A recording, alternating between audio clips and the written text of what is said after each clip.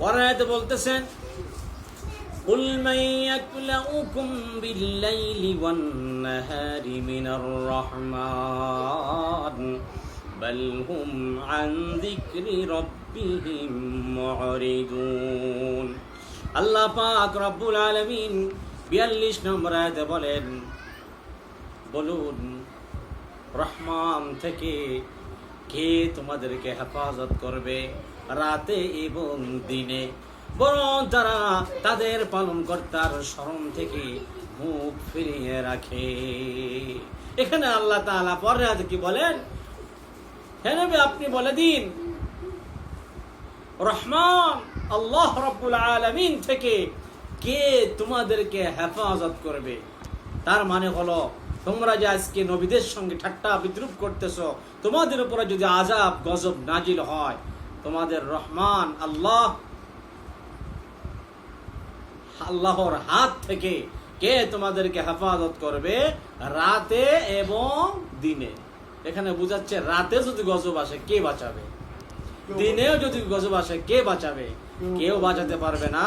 হে নবী আপনি বলেন আমার রব আল্লাহ, তোমাদের রব ও আল্লাহ, সুতরাং তোমরা আমার রব যেমন আল্লাহ তোমাদের রবও সে আল্লাহ। এই আল্লাহর হুকুম মানো, না হয় তোমাদেরকে কে হেফাজত করবে রাতে এবং দিনে যদি কখনো গজব আসে আযাব আসে। সুতরাং তোমরা তোমাদের পালনকর্তার স্মরণ থেকে মুখ ফিরিয়ে রাখো। সুতরাং এই জন্য তোমাদেরকে কেউ বাঁচাতে পারবে না।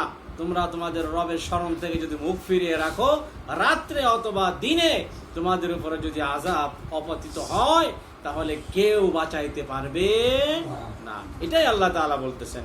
নবী আপনি বলে দিন রহমান থেকে কে তোমাদেরকে হেফাজত করবে রাতে ও দিনে, কারণ রাত্রেও পাহারা দেয় আল্লাহ, দিনেও পাহারা দেয় আল্লাহ। 24 ঘন্টা আমার আপনার আল্লাহ আমাকে আপনাকে শুধু দেখে না, গোটা পৃথিবীতে এবং গোটা মাখলুকাত আল্লাহ তাআলা যা কিছু সৃষ্টি করেছে আমরা দু চোখে যা দেখি আর না দেখি সবাই কিন্তু আল্লাহ তাআলার মাখলুক। আর এই সমস্ত মাখলুকদেরকে আল্লাহ তাআলা দেখে রাখেন। সুবহানাল্লাহ। আল্লাহ রাব্বুল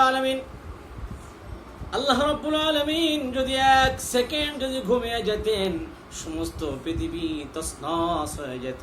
এই জন্য আল্লাহ তাআলা ঘুমান না, আল্লাহ তাআলার কোনো তন্দ্রা নাই। তিনি হাইয়ুল কাইয়ুম, তিনি চিরস্থায়ী চিরঞ্জীব। সুবহানাল্লাহ। আল্লাহ তাআলা সব রক্ষণাবেক্ষণ করতেছে। আর নবীদের মাধ্যমে আল্লাহ তাআলা জানাই দিলেন, হে নবী আপনি বলে দিন তোমাদের রব যে আল্লাহ, আমার রব সে আল্লাহ। সুতরাং এই আল্লাহ তোমাদেরকে রাতে এবং দিনে সর্ব অবস্থায় দেখে রাখে। কিন্তু তোমরা যে আমার সঙ্গে ঠাট্টা বিদ্রুপ করতেছ, আল্লাহর হুকুমকে অমান্য করতেছ, আমাকে নবী বলে অস্বীকার করতেছ, জেনে রাখো যদি রাত্রে বা দিনে তোমাদের উপরে গজব আসে তাহলে তোমাদেরকে কে বাঁচাবে? আল্লাহ ছাড়া কেউ বাঁচাতে পারবে না।